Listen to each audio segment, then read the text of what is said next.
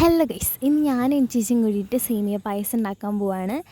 ഞങ്ങൾക്ക് വിഷു പ്രാവശ്യം ഉണ്ടാവില്ല, അത് കാരണം വിഷു കഴിഞ്ഞിട്ടുള്ള പായസമാണ്. ഇതൊരു സ്പെഷ്യലായിട്ടാണ് ഞാൻ ഉണ്ടാക്കണത്.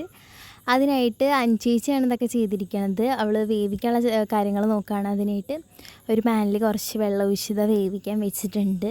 അടച്ചിട്ടാണ് കേട്ടോ അവൾ വേവിക്കാൻ വെച്ചിരിക്കുന്നത്. തുറന്നിട്ട് വേണമെങ്കിൽ വേവിക്കാം. അപ്പോഴേക്കും ഞാൻ അതൊരു സൈഡിൽ കുറച്ച് പാനിൽ കുറച്ച് നെയ്യ് ഒഴിച്ചിട്ട് അതിലോട്ട് മുന്തിരി അണ്ടിപ്പരിപ്പൊക്കെ നല്ല ബ്രൗൺ കളറാവുന്നവരെ വറുത്തെടുക്കുന്നുണ്ട് കേട്ടോ. അപ്പോഴേക്കും ഇത് വെന്ത് വന്നിട്ടുണ്ട്. ഇതിലോട്ട് കുറച്ച് പാല് നമുക്ക് ആവശ്യത്തിന് ഒഴിച്ചു കൊടുക്കാം. നല്ലപോലെ ഇളക്കി കൊടുക്കാം കേട്ടോ. സ്പെഷ്യൽ പായസം ഉണ്ടാക്കണമെന്ന് പറയാൻ കാരണം ഞാൻ ഇതിലോട്ട് മിൽക്ക് മെയ്ഡ് ഒഴിച്ച് കൊടുക്കുന്നുണ്ട്. അതൊരു അടിപൊളി ടേസ്റ്റ് കിട്ടും. പിന്നെ പഞ്ചസാര ഇട്ട് കൊടുത്തിട്ട് പിന്നെ എൻ്റെ ആദ്യത്തെ പരീക്ഷണമാണ് കേട്ടോ.